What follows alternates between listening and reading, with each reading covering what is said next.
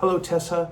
Thank you so much, first and foremost, for sharing with us this week, not just your self-care plan, but also a little bit of background about you. It was a wonderful video to listen to. I'm also doing the mental health counseling route, and so that will be fun to develop together.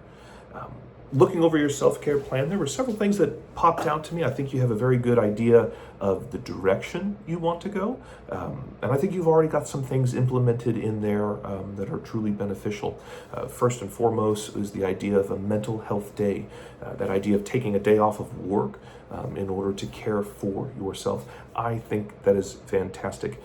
Personally, on my end, I am very fearful to do things like that. I'm always worried about the work itself or how I'll be viewed. I'm always afraid that I'll miss something and then be left behind and have to catch up following back.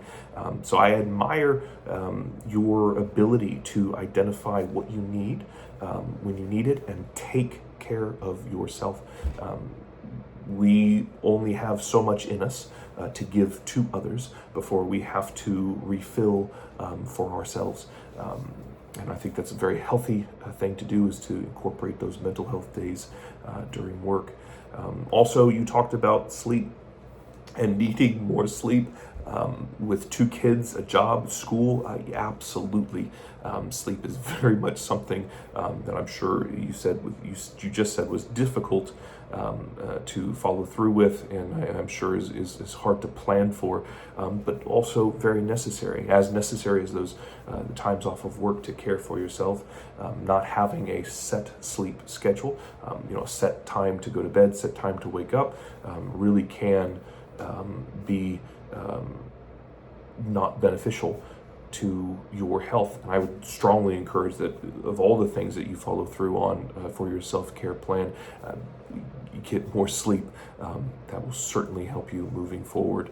And then speaking of the family and everything that leads to the lack of sleep is the idea of a busy schedule, especially with kids and building your life around a job as well as school.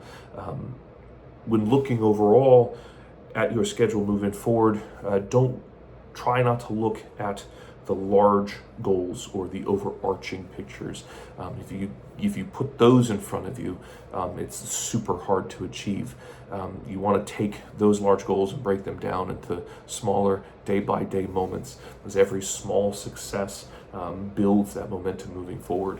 And for all the things that you talked about implementing on your healthcare plan, I think that is something that's very easily able to do.